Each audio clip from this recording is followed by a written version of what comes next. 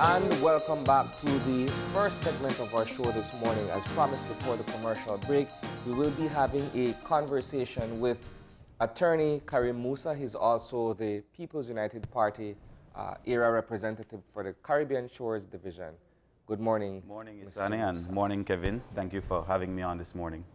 Diaspora and voting. Yes.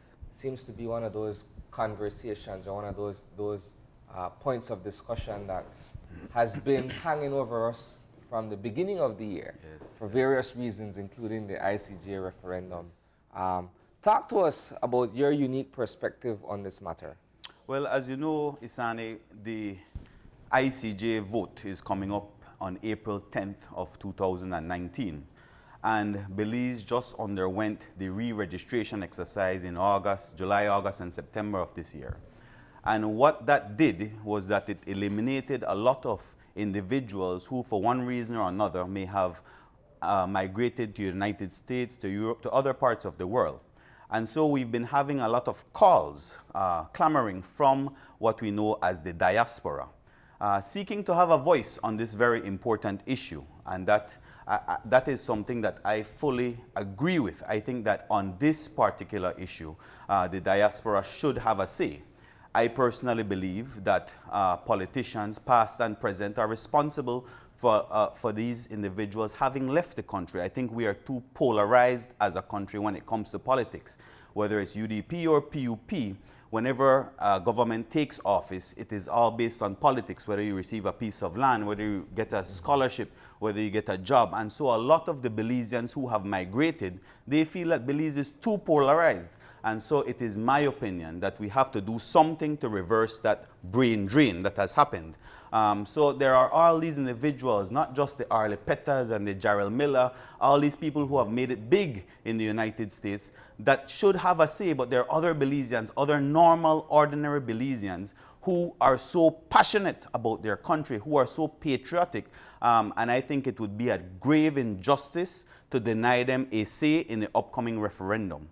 Now, that is completely distinguishable from them being able to vote in a general elections because they do not live in a particular area and so should not be able to vote for an area representative per se. But this is a national issue. This is the biggest national issue that we will ever come across. And I believe that those individuals in the diaspora should have a right to vote. Now, there are two schools of thought. There's one school of thought that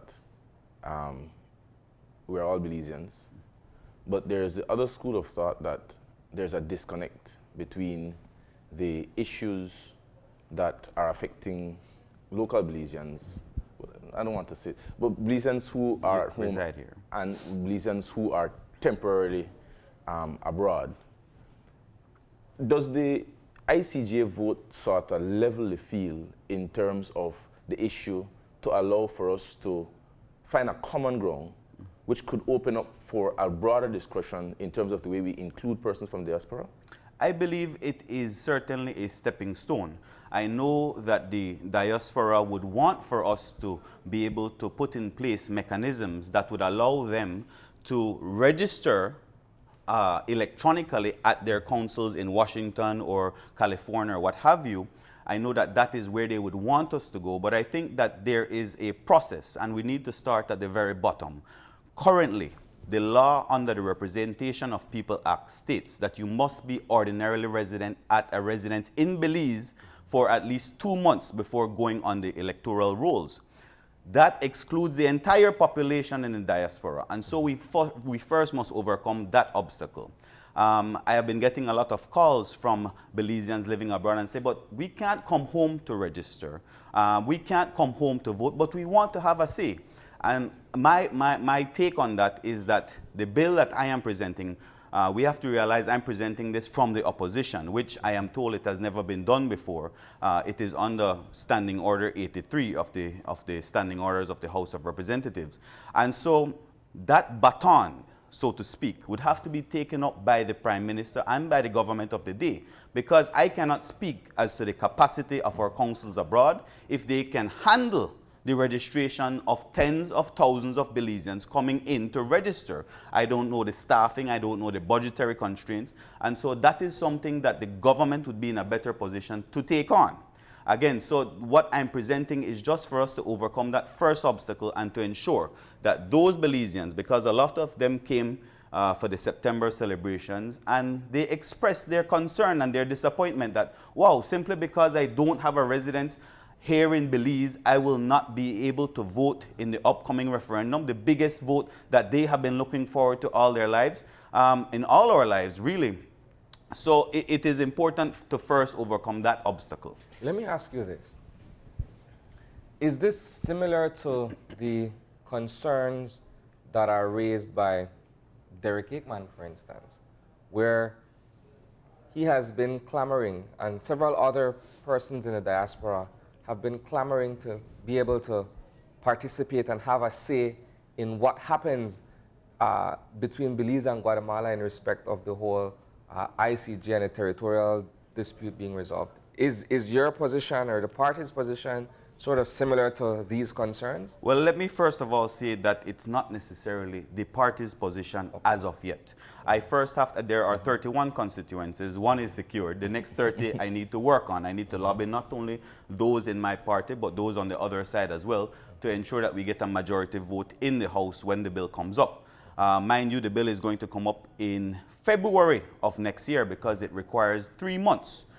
3 months notice in the Gazette and 3 months notice in the newspapers in Belize. And so it's not that, and that's the reason why I'm saying if the government truly believes in having a diaspora vote in the upcoming ICJ referendum, they can by all means take over carriage of this process, and I will gladly hand over the baton to them so that they can present this bill and we can expedite the process. I don't know exactly what it is that Mr. Aikman has proposed, and so I can't comment on that because I don't know if it's a specific bill. I don't know it in relation to what he's proposing. Could you walk us through the components of the bills? Just not in a very, I know you're an attorney, yes, but I know you're quite capable of breaking it down for us in terms of a couple aspects of it. Okay, currently the way that the bill is, the act is structured, Section 5(2), I believe it is C, states that you must be resident at an address in Belize for 2 months prior to going on the electoral rolls. There is also an exception to that rule, which is that students who are abroad studying and government employees or government officials who are off on official duty abroad are able to register. So they don't have to satisfy the 2-month requirement. If you're a student studying abroad or if you are a government employee, you don't need to satisfy that. So there is an exception already. But that is an overall exception to allow you to register not only for the referendum come April, but also to vote in all elections in Belize. What I am proposing is that we have a second exception to the rule, and it is tailored specifically to the ICJ vote. And so what I am proposing is that we have a separate electoral roll, a separate list that will comprise Belizeans who do not have a residence in Belize, but are able to come to Belize, register as a normal Belizean does by going to the registration office. Then you get on to that electoral roll for the ICJ only. Then come April 10th of 2019, you are able to vote. They are able to check the register. Yes, you are registered as a Belizean living abroad, and you're able to vote in the ICJ referendum.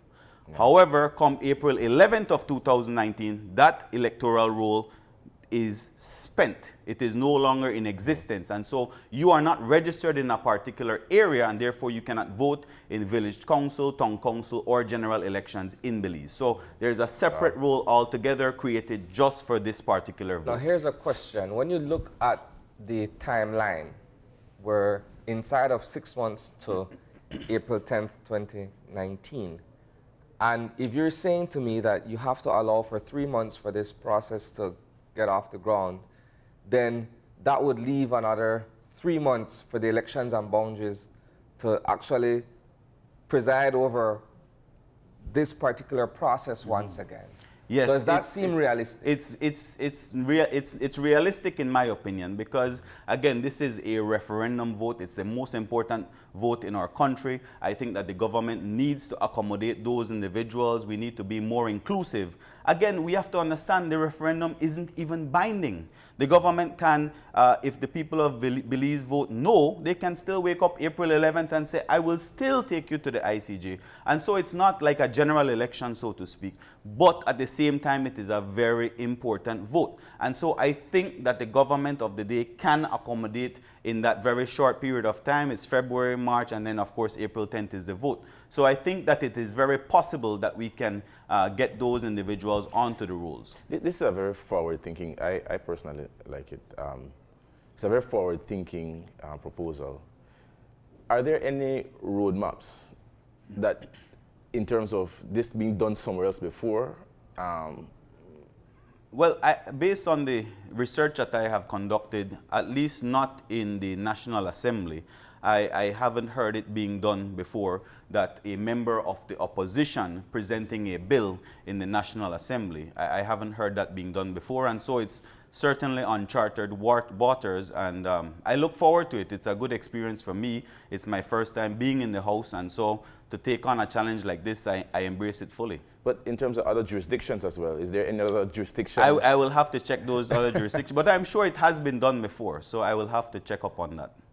What opportunities, there are 3 months between the proposal of this bill, and I understand you've already drafted it? Yes, it has already been drafted along with Mr. Anthony Sylvester, who I consider to be one of our most brilliant legal minds when it comes to the Constitution and administrative law in this country. He and I have been working on this for months. And so we are eager to get it off the ground. Coming this week, we're going to start sending it out and publishing it in the Gazette to get the ball rolling on this issue. So between the period of time of proposing it and it getting house, you said it has to be about 3 months. Yes. And you have outlined some of the work that has to be done. Your own party, you have to work out certain things with them, reaching across the aisle. What other opportunities do you think the proposal of this bill allows for you in terms of moving beyond what an average Belizean thinks politics is? Well, I think that leaders today, a lot more is expected of them. They need to present ideas that will change the status quo of the way things are being run. And just as an example, about 2 weeks ago, I believe the party leader in his weekly message presented something that's many consider to be controversial, and that is the legalization of marijuana. I think that is an important thing for a leader to do, to demonstrate that they are thinking forward. It cannot be that we will continue to just tax people at the pump and increase gas prices. That cannot be the way that we run the country forever, that is our only revenue stream. I think that this particular administration has, in some sense, become bankrupt of ideas. And so what the party leader was doing, he was presenting a groundbreaking proposal. Yes, it has gotten dissent from certain quarters.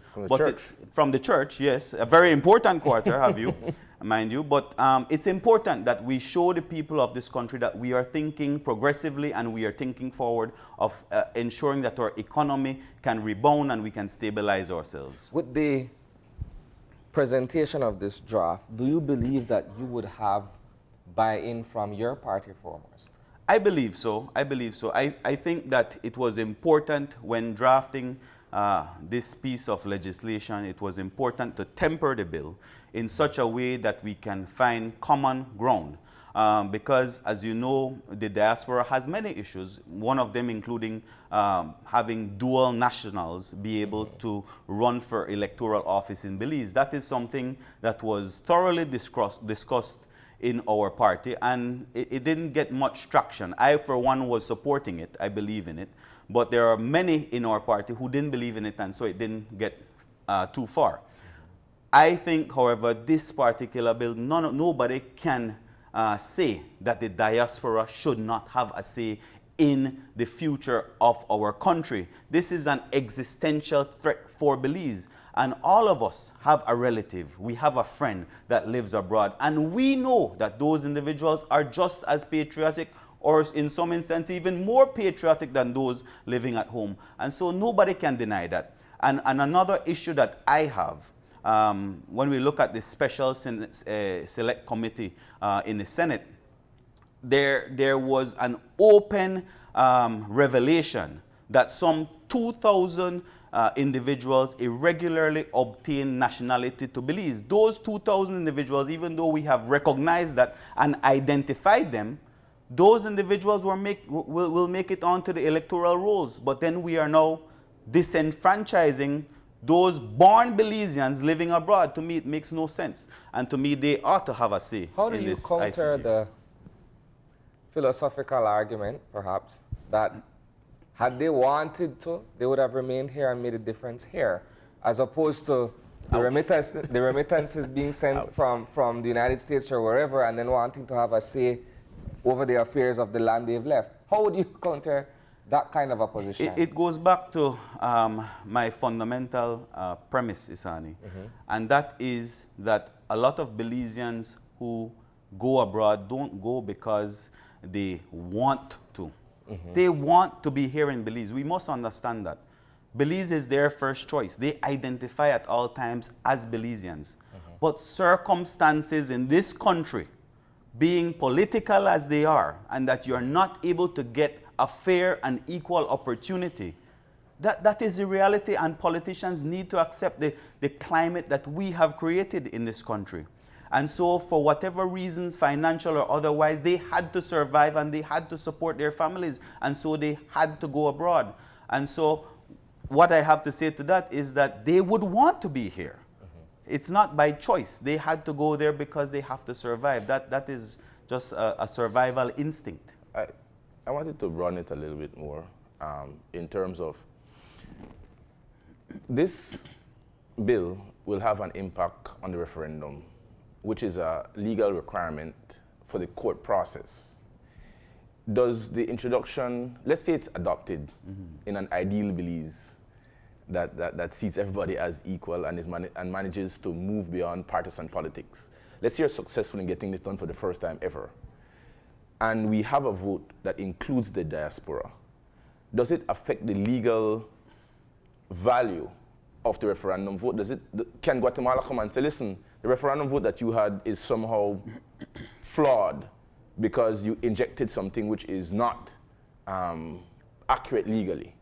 Does it anyway, my question is, does it in any way affect the ultimate outcome of the referendum vote? Not from the locals' perspective, but from the international law perspective. No, I think that both countries have their own referendum law. Both countries have their own Representation of People Act. And so the OAS and all the other international organizations recognize that we are based on our particular legislation when it comes to referendum.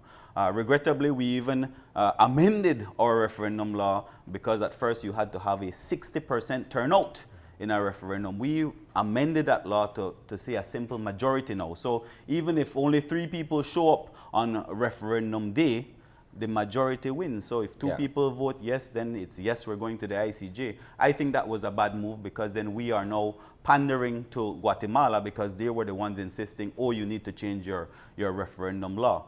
So going back to your question, no, it will not have an impact because we get to tailor our own referendum law, our own ROPA to our liking.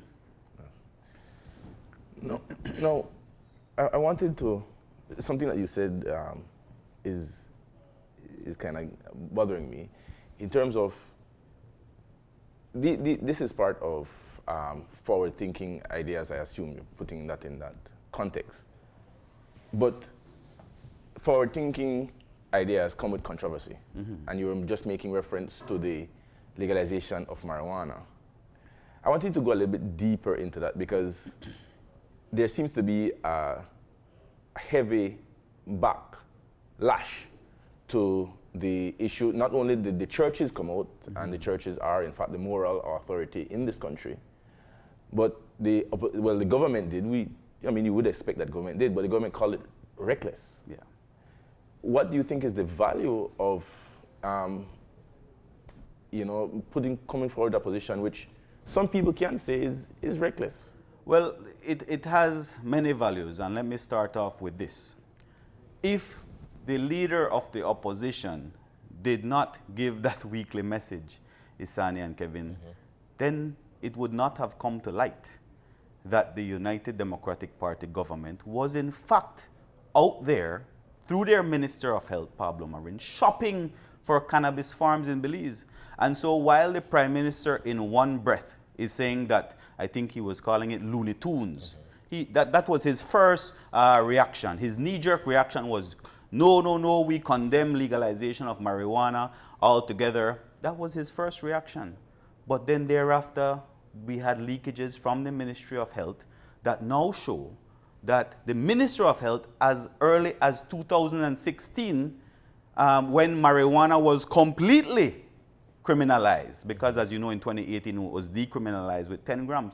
But in as early as 2016, we see letters from the Minister of Health shopping around for these mega corporations to come to Belize and set up shop. Now, that to me is a fundamental problem. Everybody has a different perspective.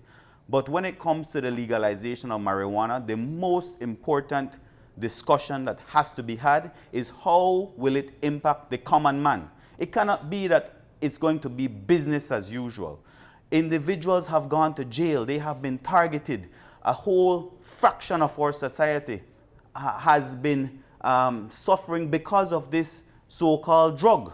Some people now call it medication because as of recent, medicinal value has been attached to marijuana. And so it has to be a part of the discussion moving forward whenever you discuss marijuana legalization. How will it impact the common, ordinary man in Belize? And I'm not just talking employing them. I'm talking ownership. They need to be a part of the structure and the formula moving forward. Because if not, what we will end up is an even worse gang warfare, or what they call it, Turf war. Turf war, an even greater turf war between the gangs and the government. And so moving forward, we have to put the common man in that equation. So that is my particular take on that. We're fast moving all the time, but I can't let you leave. I have to tell you something, that before you came on in the eye opener, I was unfair to Isani. I tried to turn him into a political analyst. I can't leave you off the couch without at least making comment. In Port Loyola recently, and if you please allow me. Sure. Please. In Port Loyola, we just had an election, a convention, where there were 4 candidates, but the UDP had in that race a bigger prize riding. Yes. Which was, from the reports quietly, was that they were trying to refresh their party by putting in a new aspirant for party leadership. I want your comments on that generally first, but also I wanted your comments on, in my opinion, in both areas, because there was another convention in Cayo, that the person who was the grassroots person, and not the person who that party had put up as the favorite, seemed to be more successful than they would be in ordinary times. And I wanted your comment as to whether or not there's a shift on the ground of the expectation of the people, not only because people are people, and I think that, as you said, sometimes we are very divisive in the way we look at people. A voter is either PUP and UDP. Yeah.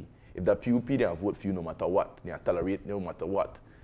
But is there a change that people are now asking and saying that they want a different value from the people who they elect into office?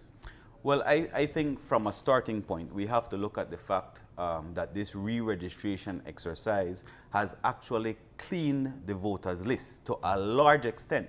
Now the voters are within their areas, and so you don't have padded voters from Cotton Tree and from Kaya coming in to vote in the Port Loyola convention yesterday. I would beg to differ. Well, only because that came up as an issue yesterday, that persons were being bussed in from other areas to vote in Port Loyola. Yes, but yes. I'll just put that there. I have heard that complaint as well, Isani, or maybe it's not even a complaint, maybe that's the way they like it. But at the same time, it is not as bad as it used to be, because what we had was 20 years of padding, whereas now we only have 2 months of padding. And so the padding is a lot less, and so you're able to identify where your voters are. So starting off there, I think that was a good part of this exercise. Secondly, what we had in Port Loyola in particular was really the leadership convention for the United Democratic Party. That's what it was. You had two of the aspirants, Mr. Saldiva and Mr. Faber, actually trying to eliminate a third aspirant. And so the cards were certainly stacked up against Mr. Perifit, and he's aware of that. Although Mr. Perifit had the support of his party leader, the Right Honorable Dean Barrow. So this is a huge hit, in my opinion, to the Barrow establishment, who wanted to see Mr. Perifit ascend to leadership. That is my opinion, and based on facts that I have gathered over time, that he was the golden boy. He was the one that they wanted to ascend in their party. And so now I believe that from here on out, we're going to have a lot of issues in the opposition, in the United Democratic Party, when it comes to the next leader. You know, you can sit here, gentlemen, and discuss succession. If I could, surely I take Sani's point in terms of the complaint, but when you're not successful, you surely identify things, whether true or not, to factor in. And I think Mr. Perifit was quite magnanimous in very clear there. As we come off the coach, I wanted you to, any final words in terms of the overall state of the country and in terms of what you look forward to positively as we end the year and we look into a new year. I believe, Kevin and Isani, that we are facing a lot of challenges. What I look forward to in the coming year, hopefully, is the introduction, the fast tracking. Hopefully, Mr. Perifit will now have more time as Attorney General to ensure that we get the UNCAC signed and implemented in our country. I think day in and day out, we get complaints. We get leakages from various ministries that show us that corruption is ongoing, and it is, in my opinion, the #1 issue affecting our country. It has a ripple effect on our justice system. It has a ripple effect on the economy of our country, and certainly it goes down the ladder. If individuals at the lower end of the ladder see that politicians are getting away with corruption, then in fact they are emboldened, so to speak, to also engage in corruption. I so think moving forward, Kevin, come 2019, that is the #1 thing that as a young politician I would want to see, the implementation of UNCAC. As you know, they've been having great success in our neighboring countries, a lot of arrests in Guatemala. And so we need to realize that we are where we are in our country because of corruption. So we need to fix that. All right, so thanks for having you on the couch with us this Thank you morning, very much for Kareem. having me as well. It's been a quite interesting and diverse conversation. Right? I blame Kevin for that. Mea culpa. We'll take a commercial break, and when we return, it's to discuss men and depression. Stick around.